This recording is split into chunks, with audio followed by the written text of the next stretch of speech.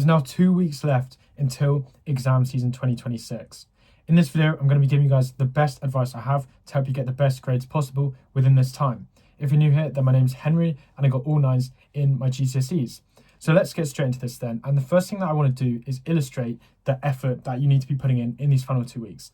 This is it. It's literally all worth it now. And trust me, you will not remember the effort that you put in, but you will remember the grades that you've got.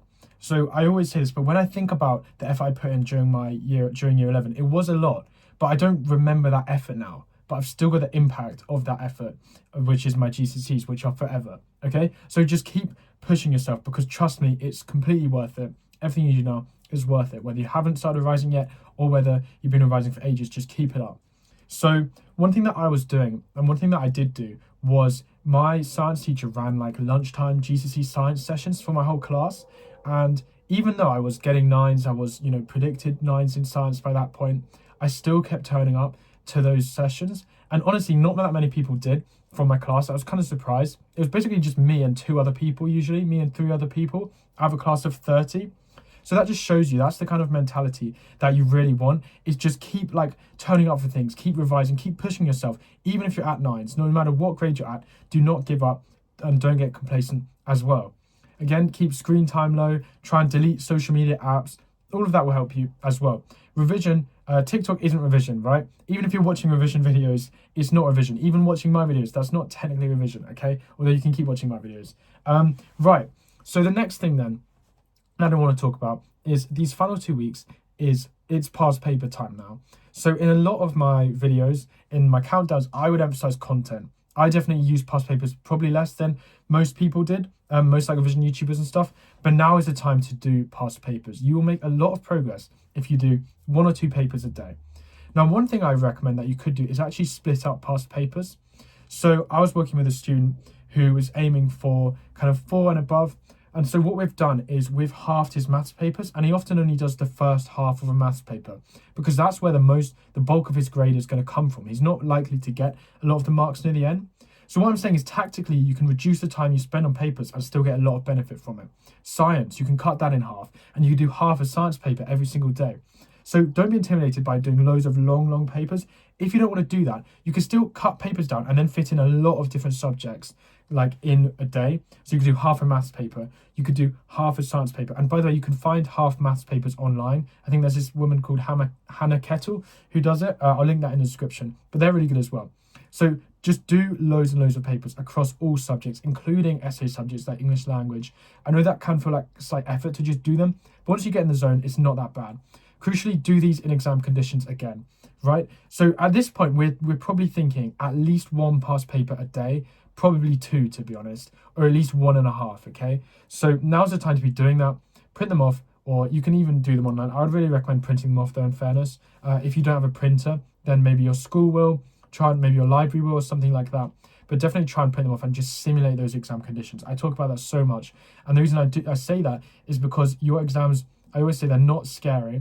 It's going to just look like that. So the more you do that, the more it's going to help you in that exam hall to recall everything and perform under pressure. So along those lines, it's really important that you are cautioning against any rust. So what you really don't want is for you to sit the first exam, so English Literature Paper 1, and you're just a bit rusty. Like, yeah, you've put in loads of effort across the year, but, you hadn't really done it in like a while, like not that much. And so it wasn't all there.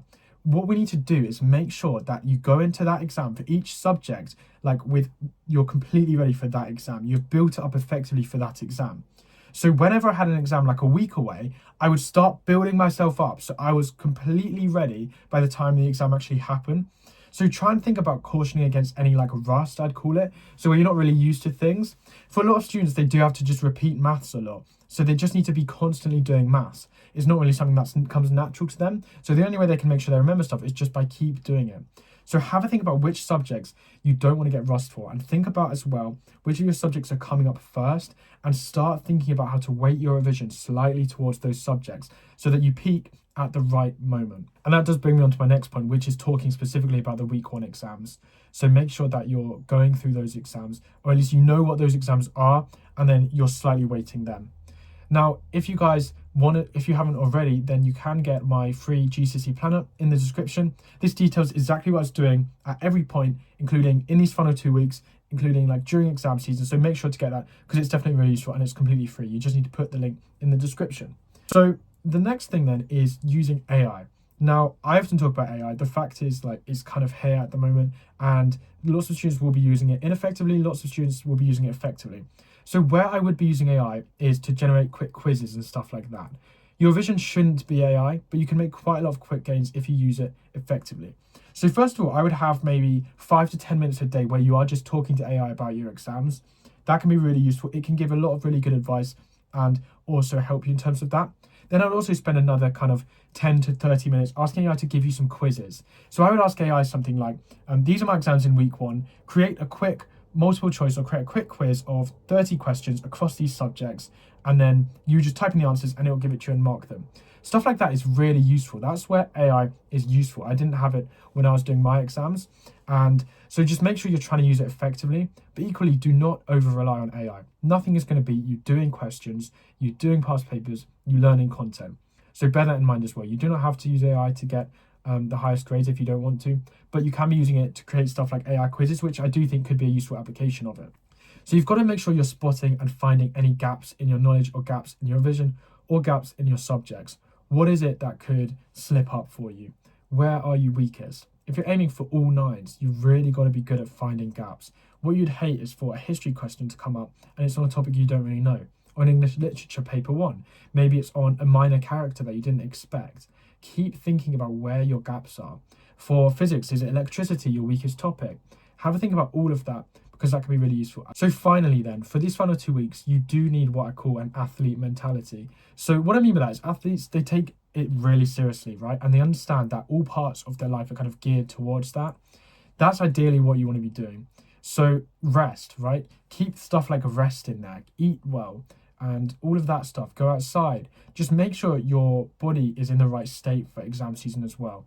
It's really important. That's one of the things I did recognize was that during exam season, you don't want to be working stupid hours. You want to be keeping fresh for each exam. You don't want to burn out. So take everything seriously, but make sure you're resting. Make sure you are spending time with your family, your friends, and just make sure you have got some downtime. And please, please prioritize sleep. I will never understand people that sleep like 4 hours a night and like they would just revise instead. And that's just not effective. You can use the time that you're awake for and still get really good grades. In fact, in my view, sleep's going to help you do that. So prioritize rest, prioritize all of that. I hope that video was helpful.